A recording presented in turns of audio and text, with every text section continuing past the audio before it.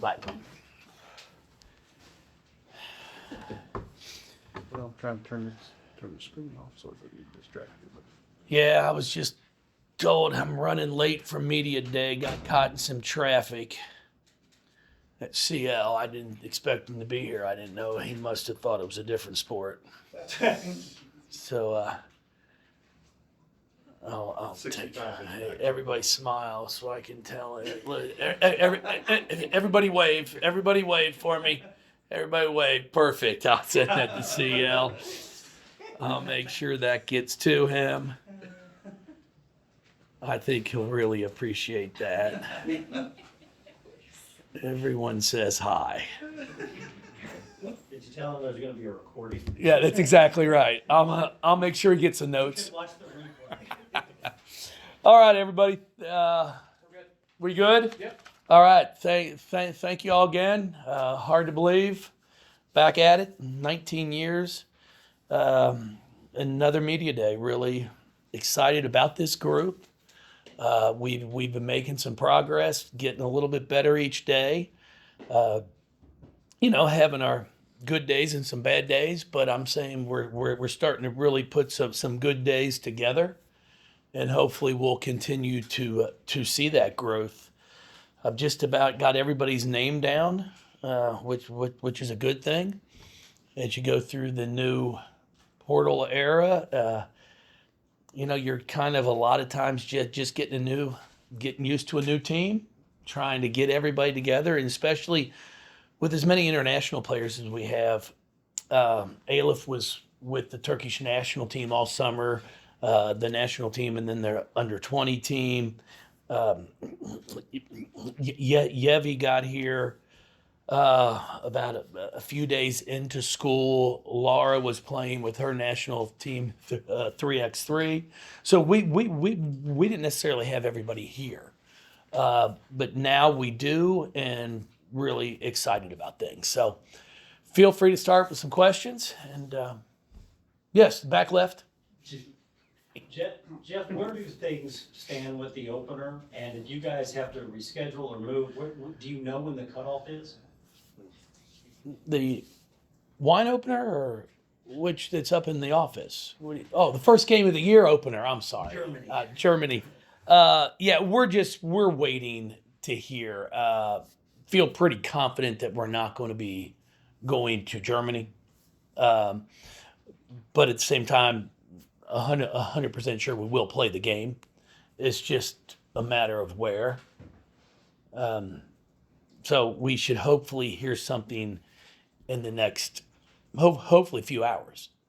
But very encouraged, and obviously looking forward to the opportunity.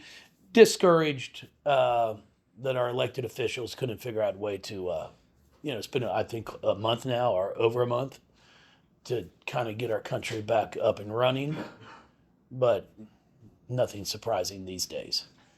If you do have to pivot. Oh, I thought you were going to want me to get into some political rant, but I won't. No. If you do have a pivot, is it good to have that relationship that you do with Gino to be able to make something work? Well, I mean, it's. I don't think it's going to be our call to where things go. So, of course, it makes it easy, but I think both of us are just kind of waiting to be told, here's where the game's going to be played. Make sure you're there. But it's going. I mean, ESPN's been great. ESPN's been nothing but first class. I feel bad for Courtney. She had arranged some great things for us in Germany, had done a ton of legwork to make sure this was going to be a great experience, not only a really, really good basketball game, but just a great experience overall. And that's what we try to do when we go on trips, even if it's a one-day road game. You're trying to make sure you let these players get the opportunity to experience the city you're in, the campus you might be going to visit. And she put a lot of work into it. So we will pivot, and just when they tell us where, we'll make sure we're all set to go. Jeff, I know that uniting your team early with these trips matters a lot to you, and you've done it the past few years. So is there a route that you could take, even if it is more local, to be able to get these girls together early in the year, considering that you really haven't had your team together until this point? Oh no, it's been really good. We've our team now we've been 3.5 weeks where that last week of September we've been going at it real hard.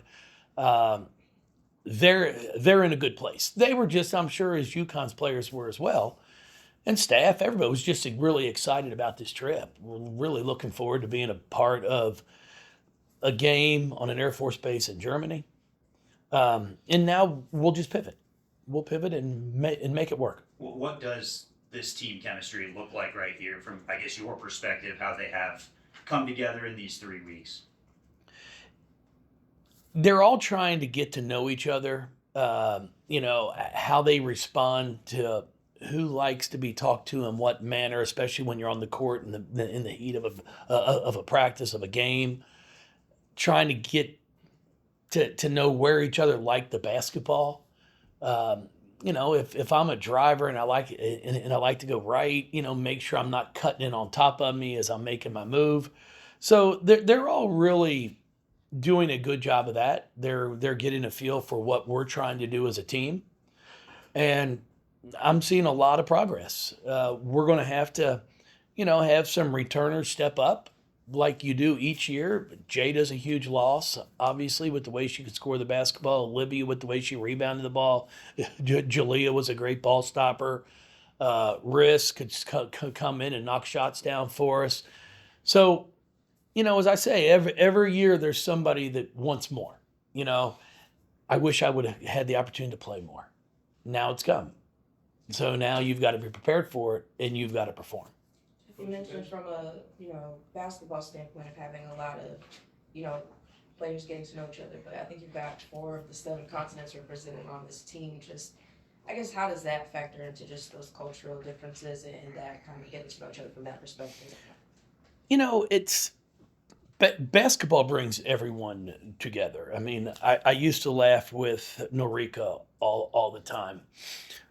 Because I'd be like, Norika, I really want to learn some Japanese. Like, how do you say screen in Japanese? And she'd be like, screen.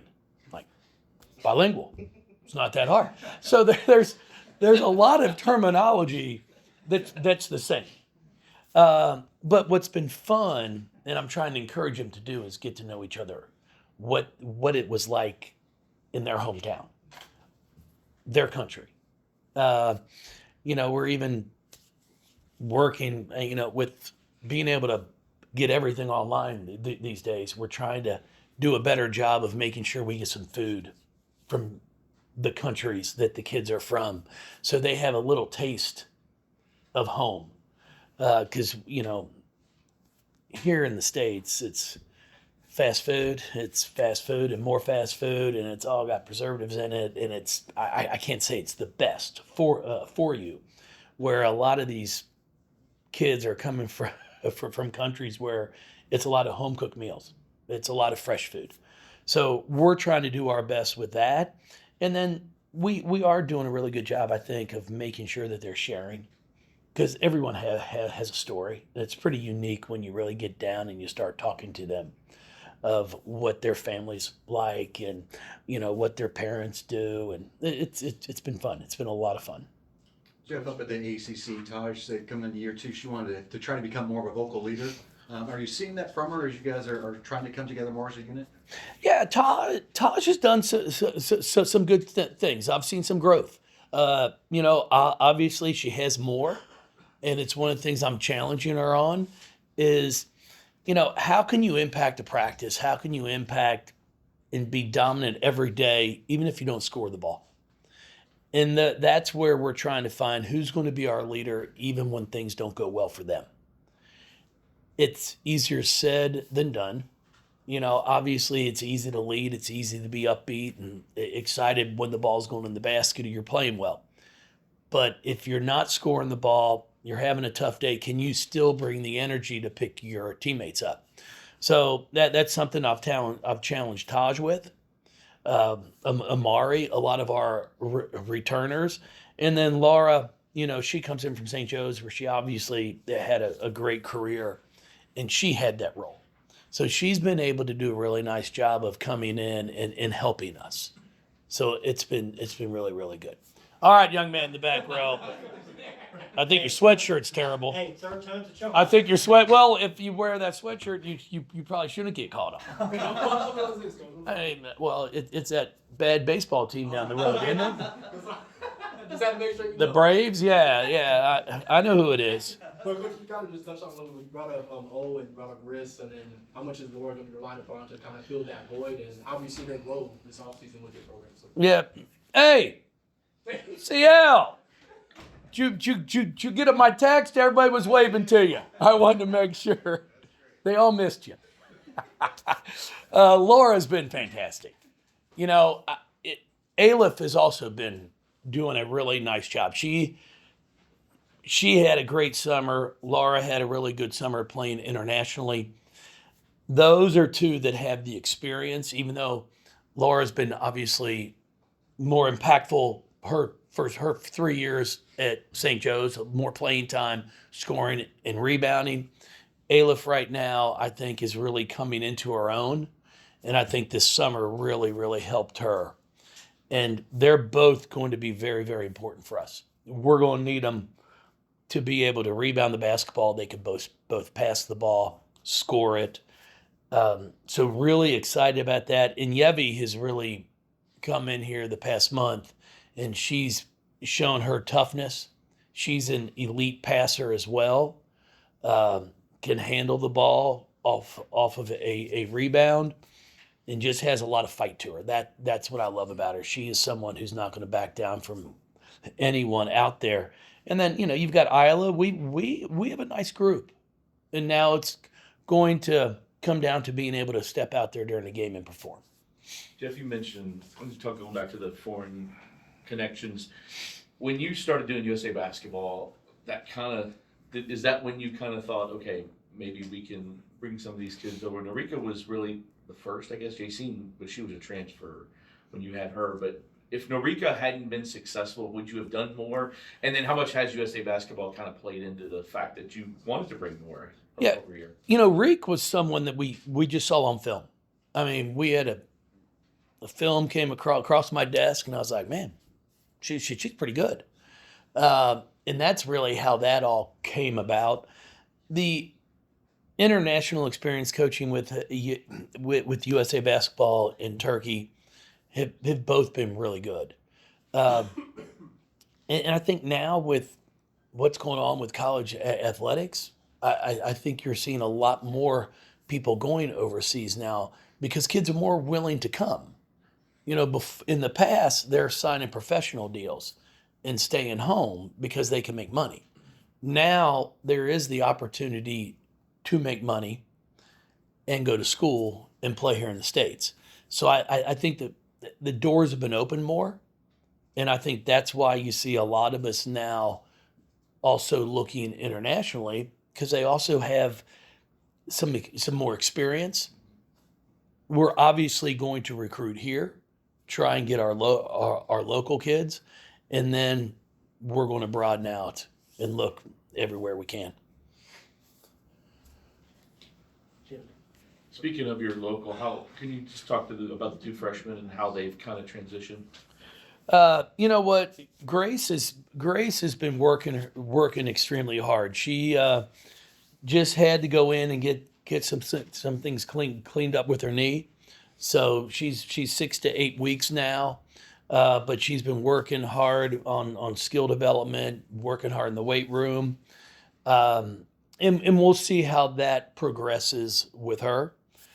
Great size, can shoot the basketball, can handle it. Really looking forward to getting her back on the floor when we can. We're not going to rush it. We're going to make sure she's healthy.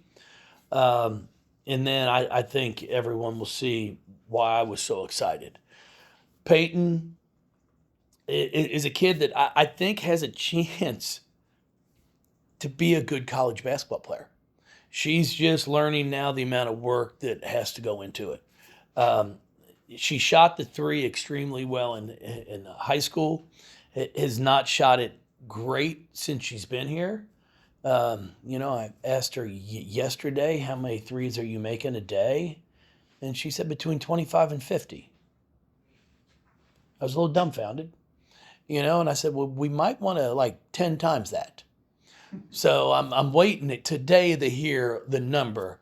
But again, it's all new for it.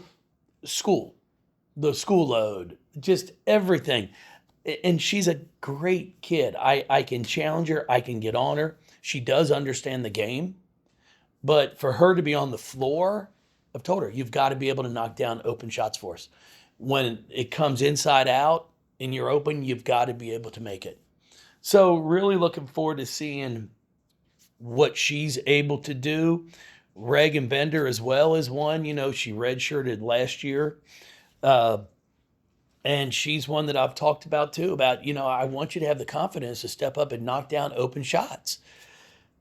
The unique thing about all of them is there's so many people that are around them, that in their circle, that talk to them about you want to be an all-around player. You want to be, able to do everything well. And then I challenge them and I say, well, then you're going to be average with everything. So there's nothing wrong. It's like coaching. I just had this talk with one of my assistants, and we were talking, and it was like, well, I want to be good at everything involved in coaching. I go, well, that you're probably going to be bad. What are you really good at? Is it recruiting? Is it player development, building relationships? And then you're going to one day, when you hopefully become a head coach, hire people around you that are better than you are at the things you need help with. Don't try to be great at everything. You can't. So if you're supposed to knock down threes, knock down threes. And then I'm going to work on a pull-up jump shot. It doesn't mean I'm going to work on getting to the rim. So those are the things I'm trying to make sure our team understands, is you're not going to be great at everything, but let's figure out what are you going to be really darn good at. And then let's make sure that's a problem for whoever we play. Jeff, do you have a returner that really was not a part of the rotation much last year that you expect much more out of this year? Do you have a feel for No, that? I think McKinley Randolph, if we can keep Mac healthy, she had her foot issue last year. She was in a boot. I mean, she really only played in games for the last month. So if we weren't playing in the game, she'd have a boot on. So you give that kid the opportunity to be in practice, continue to develop and grow. She's got a really high basketball IQ. She's shooting the ball well. She can finish. She's a rebounder. I'm excited to see what she can do for us. I'm expecting Amari to take the next step. She's in better shape. I've been very impressed with her. Now I've got to get her to want to have the mindset and the mentality of dominating every day at practice. And again, that doesn't mean you're scoring 20 points, but she has a knack for the ball. She can rebound it. She gets steals. You just can't take a 10-minute stretch off and then think it's a good day of practice. So I'm challenging Amari with that. We've talked about Taj and the importance of her. And it's going to be for all of them. Like Taj and Amari also benefited from Jada last year. So now Jada's not out there. So now the best defender possibly is going to be guarding you, Taj. It was Jada. So how do you handle that?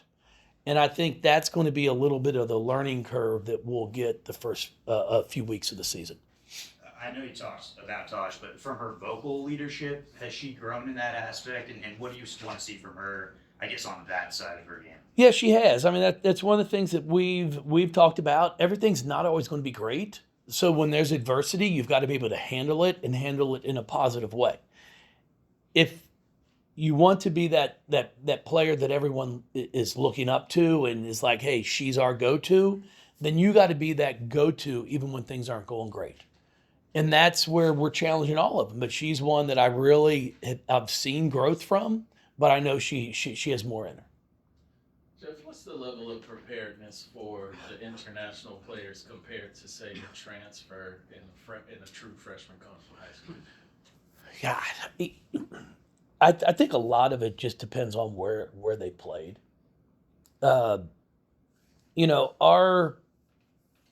The quickness here in the States, the athleticism is normally higher. than some of what our international players have faced. So it does take them a little bit of time of getting adjusted to that. The passing, the skill, they're as skilled, if not more. Um, so I think a lot of it depends on where they've been playing. And now, you can be playing at a high professional a level and still have the chance to come to the States. Where in the past, normally you were looking at a kid that played on the U16, U18 team. And now we're looking at kids that are U20 national team. So even for E, this summer, she didn't play a ton on the national team for Turkey, but she got to practice every single day against them. And she also got to see how professionals work. And I can't even put a price tag on that. And I think that's why she's been performing the way she has so far at practice. Jeff, you mentioned obviously finding coaches that have the strengths for your week. Adding Brittany as an assistant coach, what do you feel like she adds and where's her strength lies as an assistant coach? Yeah, Britt's been great. She has a great personality, great work ethic. I think she's really good at building relationships with players. Recruiting is something she enjoys doing, and that you have to enjoy it. So I think she's going to be a great addition on that side of things. And coming from a program that NC State where they've won. They wanted a high level. Wes is a good friend of mine. It's nice to get ideas from others, and she's able to come in here. She has a fresh set of eyes to be able to say, I think if we tweak this, if we did this, here's what worked for us, at NC State, and see if we can't take part of that and mold it into what we do. So I'm really excited. I think she's enjoying it, and she also does a really nice job on the court as well. Coach, last year you had Jalea, who was probably your best on-ball defender. Have you seen any of that tenacious defensive ability from any of the players out here so far? Rain is the one that can when she wants, and she's going to need to want a lot more. I've challenged her with that. She's got to be able to make a mark for us at the defensive end. She's got to want to pick the ball up. And it's not that she has to get steals every time down the floor, but she's got to be able to disrupt things for us, slow it up, so everyone else can get back. I challenge her to put her stamp on things. Get out there. If a point guard's trying to come up the right side, make her go up the left side. You dictate to them what you want them to do. Don't be the one that's reacting and they're dictating to us. Kind of going back to CL's question about international versus transfer versus high school, when it comes to putting a roster together, recruiting, trying to win now, but also set yourself up for a good foundation for next year and the year after that and so on, what's your philosophy kind of there in terms of trying to figure out, is there an ideal split between those three different kinds of classifications on the roster? Does it depend? No, it's if you're trying to plan for the next 2 or 3 years, I'm not sure that's the smartest thing in the world. Just because you just don't know. You don't know who's staying, who's going. Obviously, we're going to try to recruit freshmen first. And then we're going to then look at international kids who have 3-4 years. And then we use the portal and the transfers to fill needs. If, we're looking at trying to sign, maybe 3-4 players. We've got two committed. And if we don't get the other two, that's fine. Then we'll look in the transfer portal. So it's hard to say. I mean, it used to be where you could sit there and go, okay, Dana's a freshman. I got Jazz. I got Maisha for 2 more. Who's going to be the next? It's hard to do that because you've got to try to make sure you're giving them a great experience. And even when they do get a great experience, if somebody thinks they should be playing more, or, grandma thinks that she should be getting more shots, they might leave. And you're allowed to do it, or they might get a call from their AAU coach that says, hey, so-and-so's offering more money. There's many reasons, and a lot of the times it's not what any of y'all think. It has nothing to, a lot of times it has nothing to do with basketball. And that's just part of it. So obviously we look at things trying to hope, I was thrilled to have as many return as we had returned. I thought we returned our core, ones that I could count on day in and day out. We put a good group around them, excited about that. Now, we're going to come out here to win, and then come March, April, I'll try to figure out what we have to get. Are we going to lose 1, 2, 3, none, and go from there? But it's all changed. But it's part of it. You just have to adapt. Jeff, you just mentioned Dana obviously winning 2, WNBA championships in her first 5 seasons, which is pretty impressive. Yeah. How excited are you, especially just knowing her story, coming from Gary, Indiana, to get where she is? How excited are you for where she is in her career? I'm thrilled for her. She's such a good person, not just a great basketball player, but a really good person. Nothing surprises me with that kid. She's got a huge heart. She's a competitor. She works on her craft. I mean, she's in the gym. I can remember COVID when, you could have one player at one end, one at the other. We have to Lysol down the basketballs, you Lysol the backboards, the goal. I mean, it was all crazy, but she was in here every day. She was allowed to be in here. She was in here. And she just loves to play. And then I admire the fact how she carries herself. She's first class. Just, she's somebody that, when my kids are watching, it's fun to be like, yeah, she played here at Louisville. Our kids know who Dana is, and I appreciate about that. I appreciate that she's a great basketball player and also a great role model. And then really excited for her to be getting the keys to the city of Gary. So I think that's October 30th. What a wonderful event for her. I'm hoping to possibly be able to make it up and be a part of that and watch her.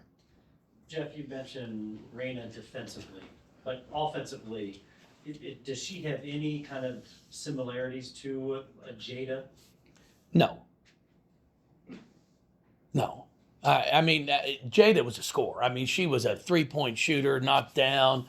Raina can shoot it. Raina's more powerful. Raina's going to get to the basket, try to finish around the rim, where Jada just got all mad at me, and I wasn't even at the coaching her in Turkey because she tried to take a charge, and the girl landed on her ankle, and she was cussing me. I'm going, I knew I shouldn't have ever listened to him on trying to take a charge in a game. So she missed a few games because of that.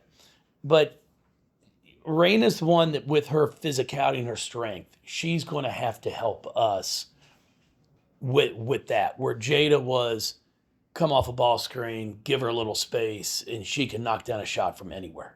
So just two completely different types of players, but both good. At the luncheon, you got into a little bit just talking about toughness and playing hard and that kind of being the staple of the program for a long time, and hoping you got more back to that. Not that you got away from it, but is this the team that's made up in a way that they can do that? I think so. We've actually taken more charges the past 3 days than we had the past month, because we've been just trying to harp on it about understanding you can't always try to avoid the contact, embrace it. It's the way games can be changed. If you're willing to sit in there and take a charge, the crowd gets excited, your teammates get excited. Loose balls, we have to be diving on the floor after them. We can't be just bending over. And then rebounding. We've got to show the physicality rebounding the basketball. Now, we're sitting here with our scout guys and playing against each other. We'll have a scrimmage again on Sunday of this week, which will be good for us to see the progress we've made from 2 weeks ago. But if we want to win at the level we're used to winning at, then we're going to have that toughness. How hard is it? You used to kind of be built in a little bit because you brought back players that had that mentality and they weren't going to let new players not do it. You have some players back, but how hard is it with so many new people? Every once in a while you get an Emily Inkster or something, but unless you get that. I love him. Oh yeah. No, it's hard. You're trying to change some things from some kids where they might not have had that physicality or the toughness, and you're trying to instill it in them. And it's different how we coach too. You know, more pat on the back and try to make sure you're encouraging them. Where, you know, 17, 18 years ago, I mean, boy, I've gotten softer, as my players that come back now would say. But we're just trying to toughen them up. I mean, you look at some of our teams, our 09, our 13 team. I mean, we had some talent, but I'm not sure anybody thought we'd be playing in a national championship games. But because we were tough, loose ball, we're diving after it. And when you start advancing and getting places, those games come down to one possession here, one possession there. And you've got to make sure you're doing everything you can to dictate them. And that's what I'm hoping we're getting back to at this point in time. You know, we've got to learn, when you get up 8-10, it's got to be, we're up 20. It can't be you take the foot off the gas, you're excited, you relax. And that's where we had been for the past 2 years. Instead of putting people away, we would do something foolish, and then it will lead to an M1, or then it would lead to a 3. And the next thing you know, instead of being up 21, you're up 9. And now you've given them all the confidence they want, and now you've got a game on your hands. Just kind of going off of that in terms of the acclimation, it's been a while since you've had exhibition games, but with the past 2 years having talked to 5-10 opponents pretty early, is that something that you thought about? No. No, I mean, we're playing quality people in our scrimmages, and we're playing them like a game. It's just we're just not opening the doors and selling hot dogs and soda and Surfside and High Noons and vodka tonics and bourbons and all that good stuff that CL likes, you know? So we're getting that experience. We're just, you know, we played top 10 UCLA last year on the road. Now it's UConn. So we're jumping in early. And again, it doesn't dictate or mean how the year is going to go. I mean, UCLA, I mean, that was a great game. I mean, we end up getting beat by 7, but it's a 2-possession game with about 4 minutes left, and that's the team that goes to the Final Four. And we played it without Jada. So, sure, it tells you a little bit about your team, but it's not going to be the final answer to what we're going to have. Jeff, you mentioned the level of success and the level of expectations that are here. As much as things change and around you and all that, that's not going to change with you, is it ever? No, I mean, our expectations are to get back to competing for Sweet 16s. And then, as I've always said, once you get to there, anything can happen. I mean, you know, I whatever, this is 3 years away from an Elite 8. I mean, it's not like it's been 20 years. But we had gotten to a point where everybody was like expecting it every single year, which is a good thing. I mean, it's what you want. And now we've got to continue to put that work in to make sure we're giving our kids everything they need so we can get back to that. It's fun. All right. Oh, yes, sir.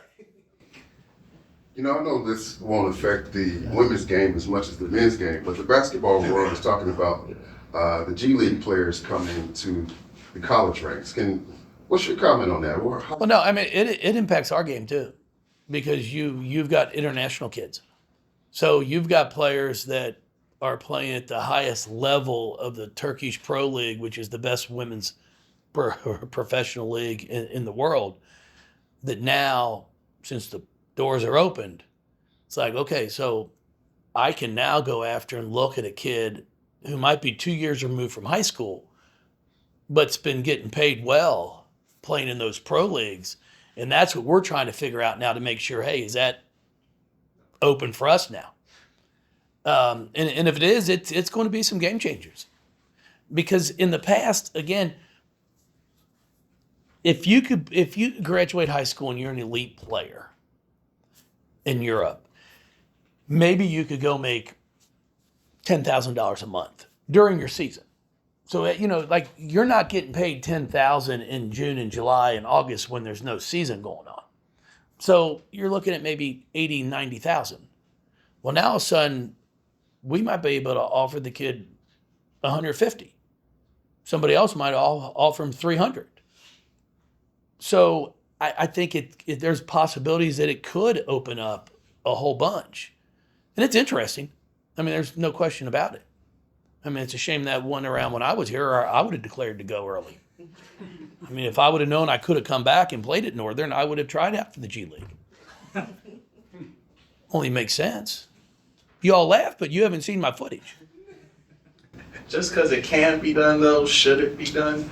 Oh, hey, you just play. You play by the rules.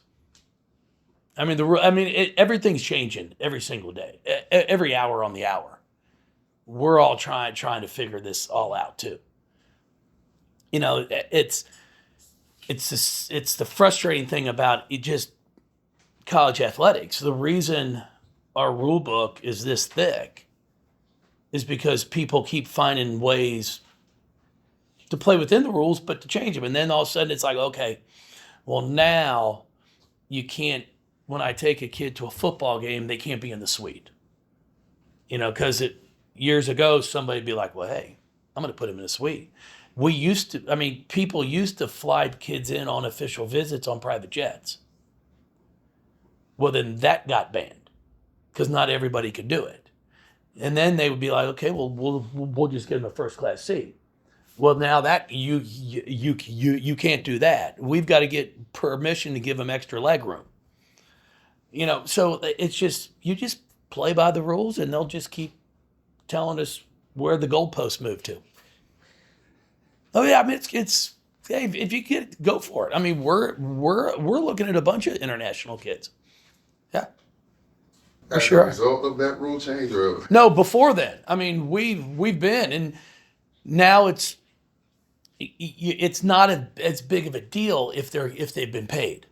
See, in the past, a kid could go play on a professional team, but they could only receive financial payment for necessary expenses.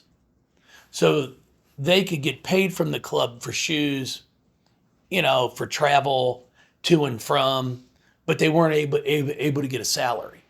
Well, now it doesn't matter. You can get a salary because we're paying them. So now you're just trying to figure out how long have they been out of high school.